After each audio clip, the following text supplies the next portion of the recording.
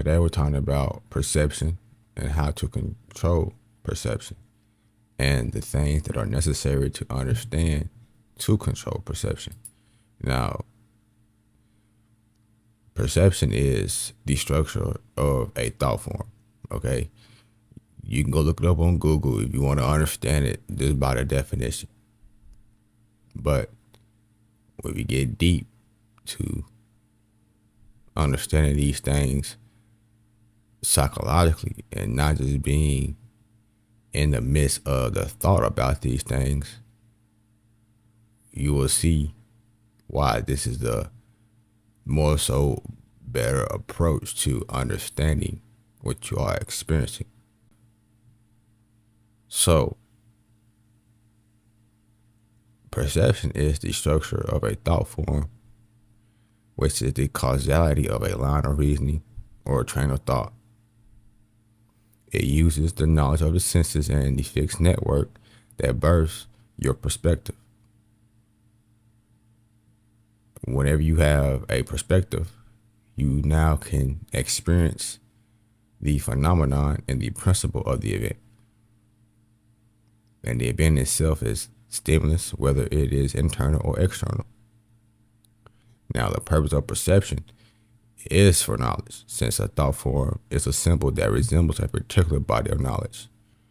Knowing if information belongs to that specific aspect is to understand how that specific form relates to things that corresponds to its existence, meaning its purpose, its actions, and its duties, the reasoning behind its existence and why it does what it does, its behavior. So whenever you understand that behavior and psychology go hand in hand, that's when you can put yourself in these spaces that resemble a thought form so that you can understand it. And whenever you're not there again, aka you're not experiencing that mentality, then guess what, dude? You're not in that same thought form. So if you're thinking about it, guess where you are? You're in the midst of relating it to something else.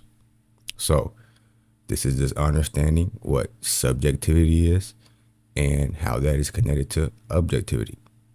That's what learning is about.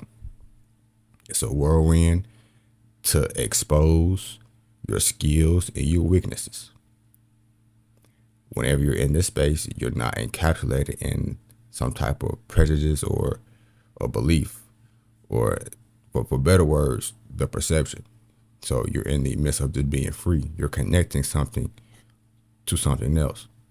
Okay, so the only thing that's guiding you is your desire and how pure it is. So you have exposed yourself to possibilities outside of your mind, and the only thing that exists outside of your mind, outside of a thought form, outside of a perspective, a belief system, etc., is just you having the ability to either transmute or transfigure that thought form that you came from, if you remember it, so that you can understand the psychological knowings of that particular area of your life. So you can anticipate it whenever it does starts to chronologically line up. So the experience itself, whether it be internal or external, is the life force and the inspiration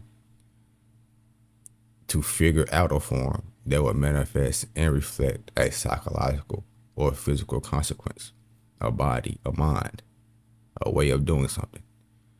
The mental realms will be the clashing of opposing thoughts. What was there and what you want there at this moment. Time. This is where you have the ability to transform your spirit. How you're traveling into things. Like I stated earlier, what you expect. What you want to happen and what you don't want to happen. You understanding both sides.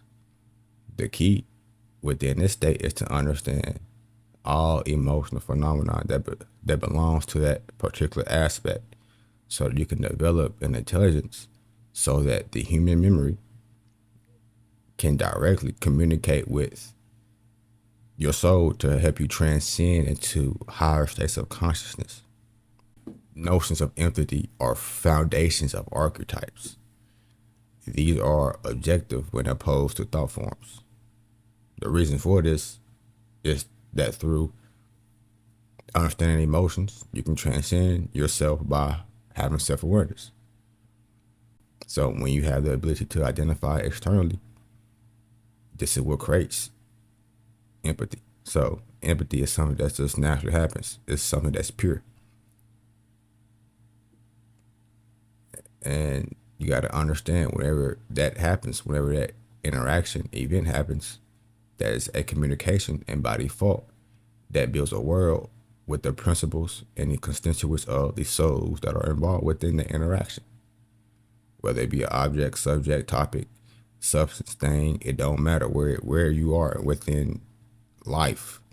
A body, a book, a mic, a camera, a phone, it don't matter. So whenever you understand that, within just that little aspect within itself, you'll be able to see these things on a more broadened scale within yourself, and these will manifest as things that play out as like superheroes in movies and gods and demigods and myths, and they also manifest as stereotypes and stigmas.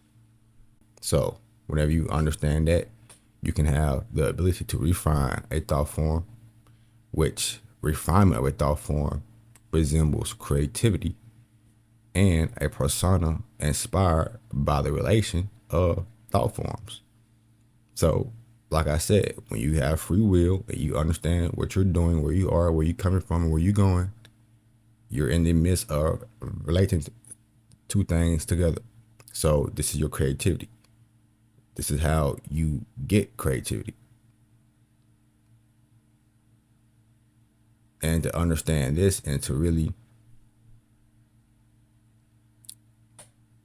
have a set point in this is to perform deeds that are associated with your desired change so that it can cause a new cycle. So what this means is you're going to have to oppose the natural movement that belongs to a thought or a feeling. So, and it's about how you do it. The reason why you break free from thoughts that you don't like and how you break free from thoughts leaves behind, and that shows that there's a mirror that shows how you're transitioning from one aspect of yourself to another. So if it's an aspect that you don't like and you're meeting it head up, and your way of freeing yourself from that is by bashing that per se, then how you transition is with that spirit behind you. So eventually over time, you're going to just end up bashing yourself basically. Okay. So it's just literally about you understanding what is true and what is the behaviors that belong to an aspect, and what are the virtues and principles that govern the natural aspect, as in what influenced that thought form or archetype to even exist. So by identifying feelings and remembering the causation of how that destruction came, meaning whenever you experience stimulus and thoughts and judgments arise, those share the property of your desire. And by identifying the feelings associated with that event within yourself, you can have that event that is externally outside of you act as some type of gateway to remember the causation of how you came about to that particular point, that predicament. There's a subtle dimension that holds your creativity, and only the appearance of your intent or your desire will allow you to move freely within that. So, depending on your ego driven or divine driven will, that will act as the foundation as to how you will experience that, what level of intensity you will experience your creativity, how well you will be able to get creative insights, meaning knowledge behind how you can perform and express your creativity in a more profound way.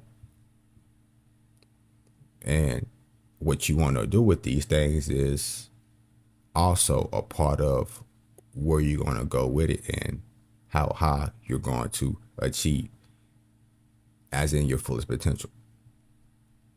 So that is all. That is perception, and that is how you control perception.